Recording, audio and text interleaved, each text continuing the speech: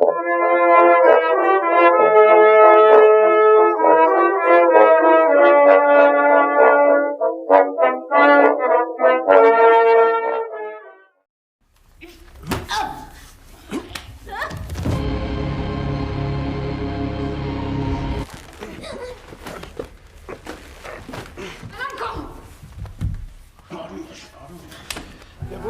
دیگه. حرومزاده چرا جسد انداخته واسه؟ اینا دارن چی کار میکنن؟ خودت کمک کن.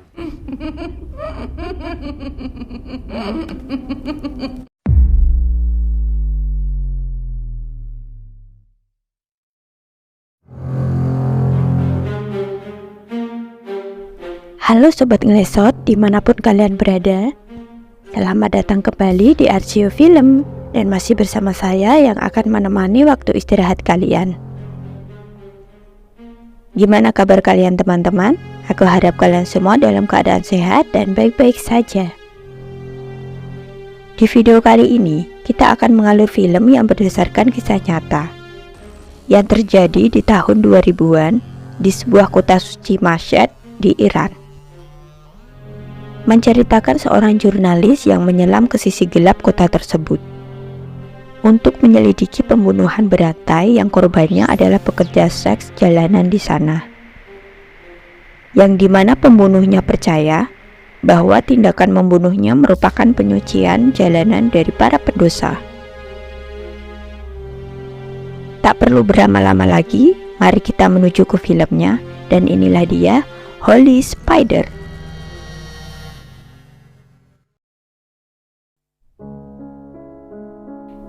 Di awal film, kita akan diperlihatkan kepada sosok wanita, sebut saja dia Mawar, yang bekerja sebagai pekerja seks komersial.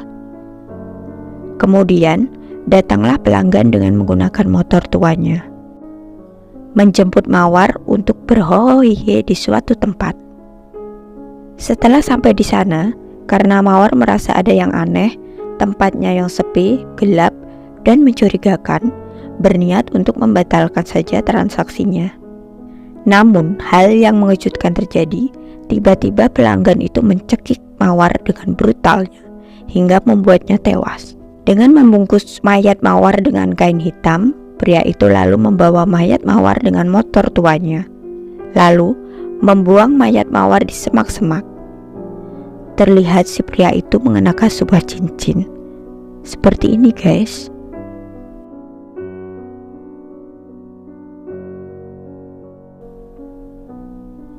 Lalu scan berpindah, diperlihatkan seorang wanita yang bernama Rahimi. Dia adalah seorang jurnalis yang sedang menyelidiki kasus pembunuhan terhadap pekerja seks jalanan di kota tersebut.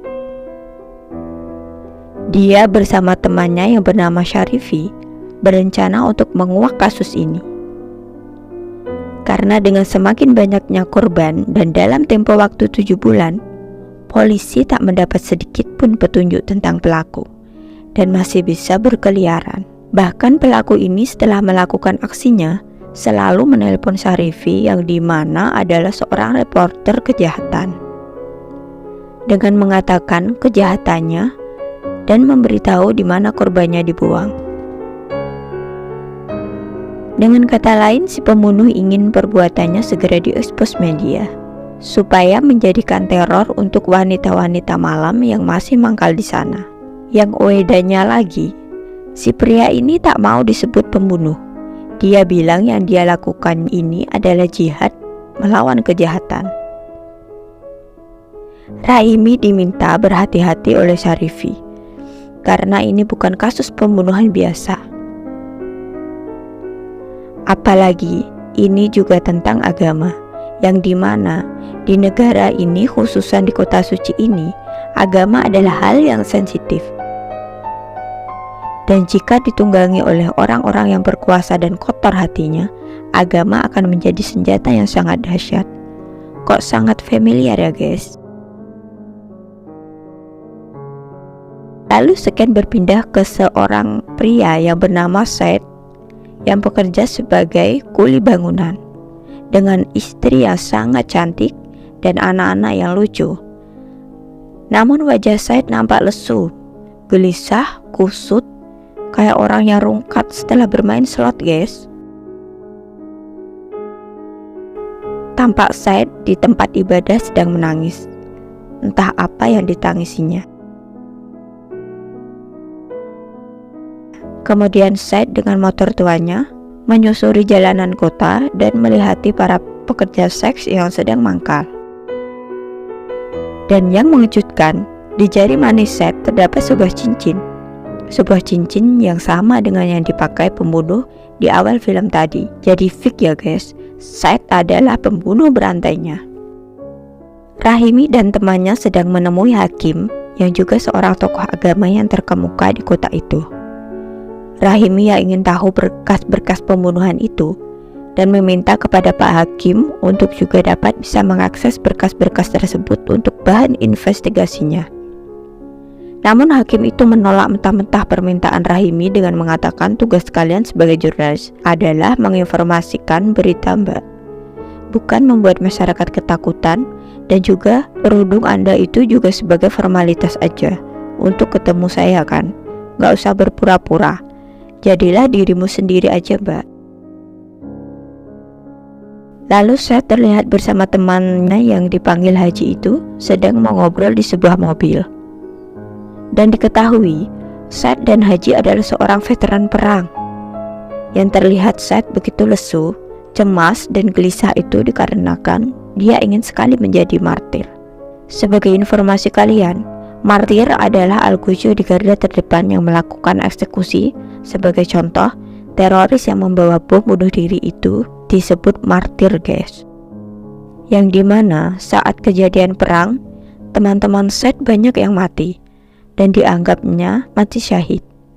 Namun Said malah pulang tanpa sedikit pun luka di tubuhnya. Haji yang tak berkomentar apapun mengusulkan temannya itu untuk piknik dengan keluarganya saja agar tak banyak beban di pikirannya.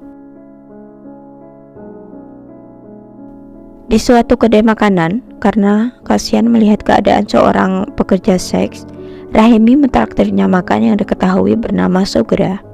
Saat Sogra ditanya-tanya tentang pekerjaannya, obat-obatan terlalang di sana, dan tentang teror pembunuh berantai itu membuat Sogra ketakutan dan meninggalkan Rahimi. Saat sedang piknik bersama keluarganya, tak sengaja anaknya yang bernama Ali menendang bola mengenai kepala Said. Entah kenapa Said seperti kesurupan, emosi tak tertahan, lalu mengejar Ali. Karena dilerai dan ditenangkan oleh istrinya, kemudian Said tersadar dan minta maaf kepada Ali.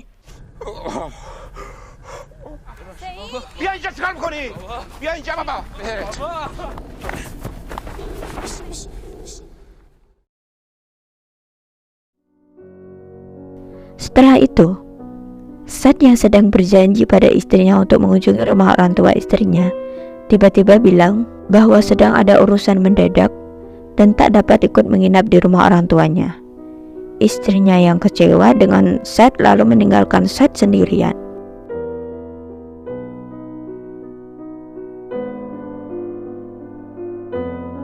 Singkat waktu, di rumahnya yang kosong itu, Said menyewa seorang pekerja seks yang tidak lain adalah Sogra.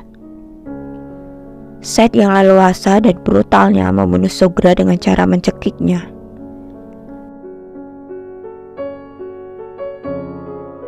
Hal yang mengejutkan terjadi. Saat selesai membunuh, tiba-tiba istri Said pulang ke rumah karena ada barang yang tertinggal. Said yang panik lalu membungkus mayat itu dengan karpet layaknya dadar gulung, lalu beralasan kepada istrinya bahwa karpet basah karena ada pipa air yang bocor. Cuaca yang dingin, rumah yang sepi, dan anak-anak berada di rumah neneknya.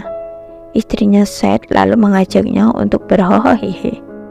Meskipun baru saja membunuh dan tak terfikirkan untuk begituan, Johnny yang kadung berdiri tak akan menolaknya. Saat beradegan adu mekanik itu, terlihat kaki mayat terlihat karena karpetnya yang tersingkap.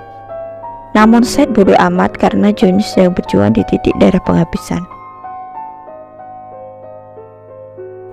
Keesokan harinya, Rahimi sedang melihat korban pembunuhan yang ditemukan.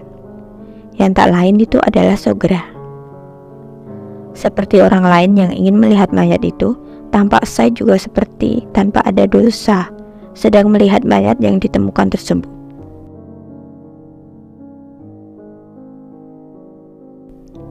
Rahimi mendatangi rumah orang tua Sugra untuk bisa mendapat petunjuk pelaku pembunuhan. Namun ibu Sugra malah pesimis bahwa pelaku ini bisa tertangkap.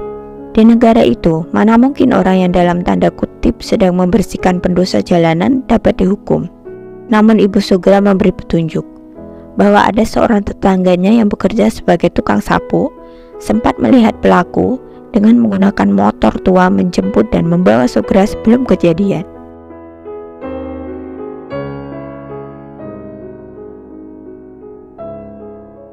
Tampak Said mendapat mangsa baru, seorang pekerja seks yang bertubuh boksor ini dengan tenaga badaknya sebenarnya mampu melakukan perlawanan. Namun dengan kekuatan bulan Said mampu mengatasinya. Dalam keadaan sakaratul maut itu, dengan mengerikannya wanita itu tertawa creepy, tapi langsung saja sama Said dikill.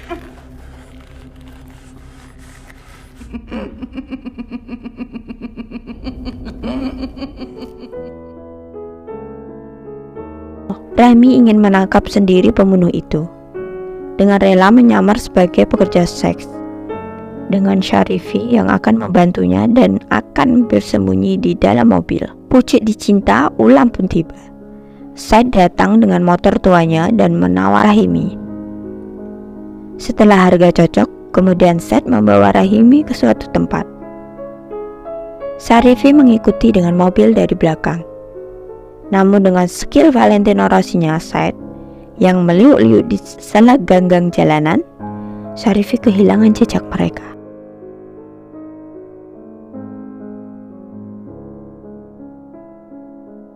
Kemudian, sampailah mereka di suatu tempat. Rahimi yang takut dan panik tak lupa menyiapkan perekam suara dan pisau lipatnya.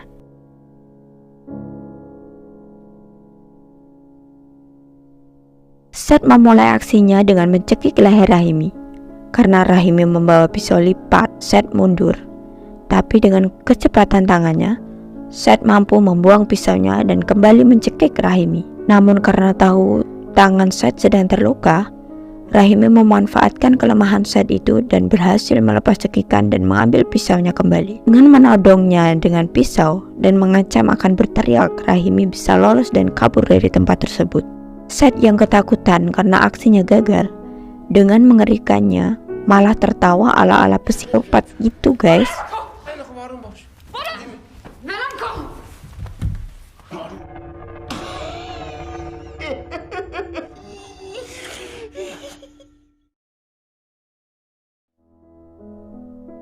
Keesokan harinya, Said dijemput polisi karena Rahimi telah melaporkannya. Ali yang menanyakan kepada ibunya kenapa ayahnya ditangkap polisi, ibunya mengatakan bahwa ayahnya akan segera bebas karena yang dilakukan Said itu benar. Ada beberapa wanita rusak dan Said membereskannya, dan wanita-wanita itu pantas mendapatkannya. Juga di sebuah pasar, Ali yang sedang berbelanja sayur dikasih sayur gratis oleh pedagang. Karena di mata masyarakat ayahnya itu adalah sosok pahlawan dan meminta Ali untuk jangan khawatir karena ayahnya sebentar lagi akan dibebaskan.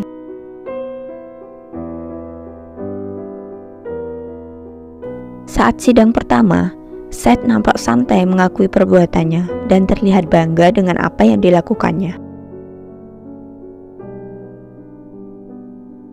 Di malam harinya, teman veteran Said yaitu Haji sedang memberikan bantuan kepada anak istri Said untuk kebutuhan hidup selama Said ditahan dan mengatakan kepada istri Said bahwa semua akan baik-baik saja.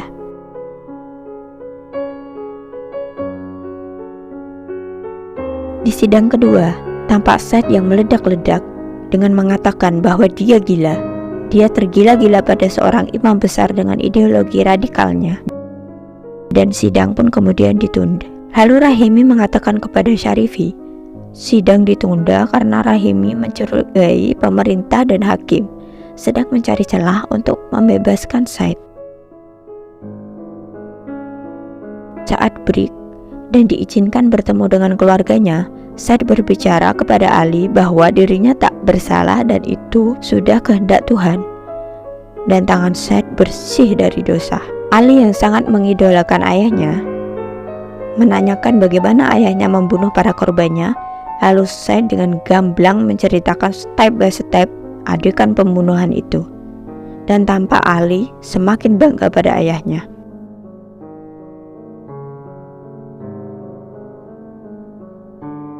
Rahimi mewawancarai istri Seth dengan Syarifi yang memegang kamera.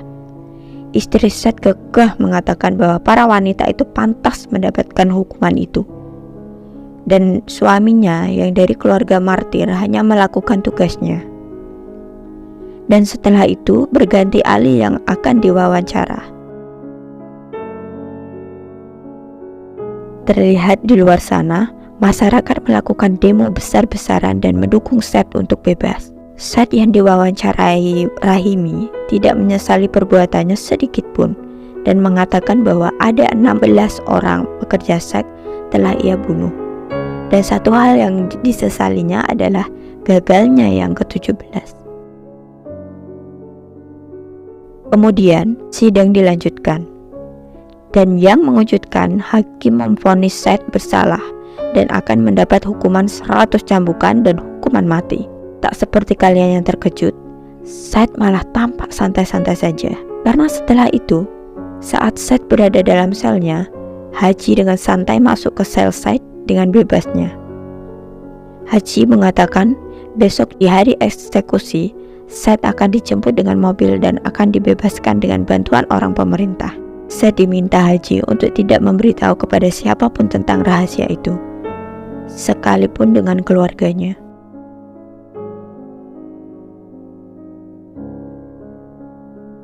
Keesokannya, Seth hanya terdiam melihat semua keluarganya menangis karena Seth dijatuhi hukuman mati. Hari eksekusi telah tiba. Rahimi yang menjadi saksi eksekusi mengingatkan pada petugas kenapa Seth tak diberi hukuman 100 cambukan terlebih dahulu. Padahal di putusan pengadilan ada hukuman 100 cambukan. Petugas selalu mengatakan bahwa ada kesalahan. Lalu di saat itu juga Seth dibawa ke ruangan tertutup dan akan diberi 100 cambukan. Namun yang terjadi,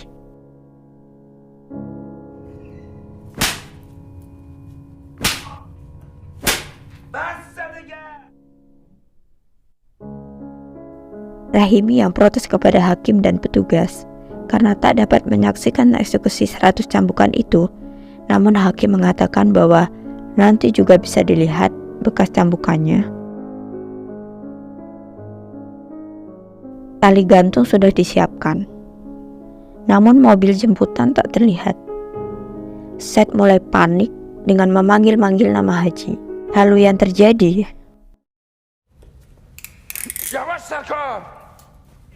Haji! یا امام رضا حاجی! اینا دارن چی کار میکنن؟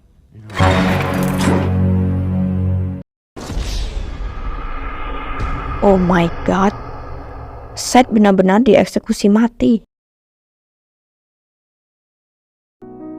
Saat di perjalanan pulang, setelah menyelesaikan misinya menguak kasus ini, Rahimi kembali memutar video wawancaranya dengan Ali. Ali memperlihatkan dan mencontohkan cara ayahnya menghabisi nyawa korban-korbannya dengan detail dan sangat profesional.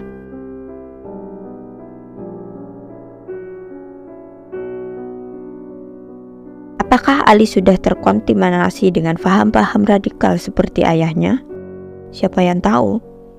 Karena film ini sudah tamat. Nah guys, terima kasih sudah menonton video ini. Aku mewakili tim yang bertugas mengucapkan terima kasih sebanyak-banyaknya yang sudah like, komen, dan subscribe. Sampai jumpa di video selanjutnya. Bye-bye.